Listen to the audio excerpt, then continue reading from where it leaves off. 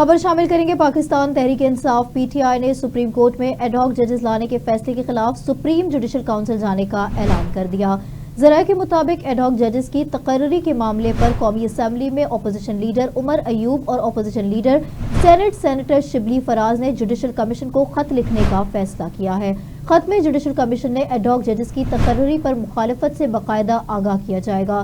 اسلام آباد میں پی ٹی آئی اور سنی اتحاد کونسل کی مشترکہ پارلیمانی پارٹی کے اجلاس کے بعد پارٹی رہنماؤں کے ہمراہ میڈیا سے گفتگو کرتے ہوئے chairman P T I barrister Gohar کا کہنا تھا کہ پی ٹی آئی 70% پاکستانیوں کی ترجمانی جماعت ہے، اس پر پابندی حکومت کے ختم ہونے کا کاؤنٹ ڈاؤن ہوگا۔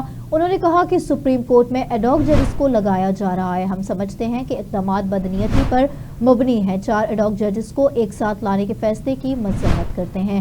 ایڈ ہاک ججز کی تعیناتی کا معاملہ سپریم جوڈیشل کونسل میں بھیج رہے ہیں، ججز اس معاملے کو متنازع نہ بنائیں۔ بیرسٹر گوہر کا کہنا ہے کہ 4 ایڈ ہاک ججز کو ایک ساتھ لانا آزاد عدلیہ کے لیے مضر ہے، یہ وقت ایسے فیصلے لینے کا نہیں، یہ وقت سپریم کورٹ کے اہم فیصلے کو سننے کا ہے۔ ہم الیکشن کمیشن سے پرزور مطالبہ کرتے ہیں کہ آخری وقت ہے، فوری ہمارا نوٹیفیکیشن جاری کیا جائے۔ قومی اسمبلی میں اپوزیشن لیڈر عمر ایوب نے کہا کہ ہماری اتحادی جماعت کے ساتھیوں نے علامتی مارچ کیا ہے، نیب نے بشرا بی بی کو جھوٹے کیسز میں پھر گرفتار کیا۔ چیف جسٹس سے گزارش ہے کہ ایڈ ہاک ججز ہمارے کیسز نہ سنیں۔ چیف جسٹس قاضی فائز عیسیٰ کا مقصد ہے کہ ہم خیال ججز اپنے ساتھ لگائیں، جس کے ہم سخت مذمت کرتے ہیں۔ عمر ایوب کا کہنا تھا کہ پی ٹی آئی پر پابندی لگانے کی باتیں ہو رہی ہے، کسی کا باپ بھی پی ٹی آئی پر پابندی نہیں لگا سکتا، ہم لوگ سب سے بڑی سیاسی جماعت ہیں، پی ٹی آئی کو 3 کروڑ لوگوں نے ووٹ دیا ہے۔